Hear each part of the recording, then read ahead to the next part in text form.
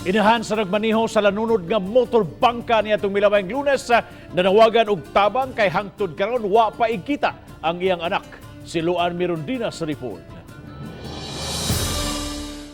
Tangkod usa ka semana nang wa makit-i ang 28 anyos nga si Jeffrey Iyas Butalid ang nagmaneho sa nalunod nga motorbangka niadtong milabay Lunes sa gabii. Si Jeffrey gikatahong misunod kang Arnel Balingkit paglangoy paingon unta sa mama aron mangita og mo rescue sa ilang mga kaubanan nga nahabilin samtang inanay nga nalunod ang giluwa ng motorbangka.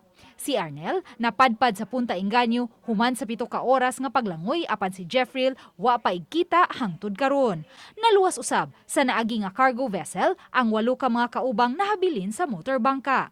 Busa ingon na lang ni Ana ang gibating kaguol ug kabalaka sa iyang inahan nga si Gina. Daghang mga pangutana sa pangunahuna ug hain siya kay simbak ko og kanang namatay siya ma'am mga kulang unta payon sa Ginoo nga makit-an unta yung patay lawas wa man jud ma'am uy. Giklaro ni Gina nga iya sa pag-umangkon sa iyang bana ang motorbangka apan si Jeffrey lang ang nagmaneho ni ini aron mahatod pagbalik sa Lapu-Lapu City gikan sa San Vicente, Olango Island ang mga higalang mitambong ug birthday celebration. Matud ni Gina, makamaumang mulangoy ang iyang anak nga si Jeffrey apan nabalaka siyang posibleng wa kini makasugakod kay matud siyang kauban nakainom-inom na kini ug gibikugan pagyud. Nisunod man ko diyan ako. Mutuin ko ayaw lang gaw dihan na kagaw kay magduha tagaw. Mao na tong wa na nun dito pag nagsige na mig misterya haya to. Sus niingon naman siya ning gibikugan na siya.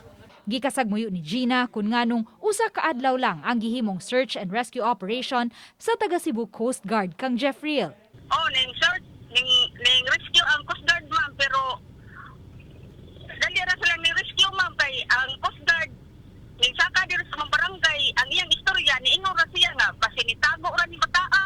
Sa pagakutlo ning balita, wala pa motubag sa amo mga text og tawag ang Cebu Coast Guard. Sa mga nakakita kang Jeffrey, palihog lang pag-contact sa iyang inahan nga si Gina sa 0905-353-1536. Matod sa iyang inahan, si Jeffrey adunay tato sa luyo nga butalid ug sawang bukton nga respect. Uban ni Marlon Melgazo, Luan Mirondina, Balitang Bisdak.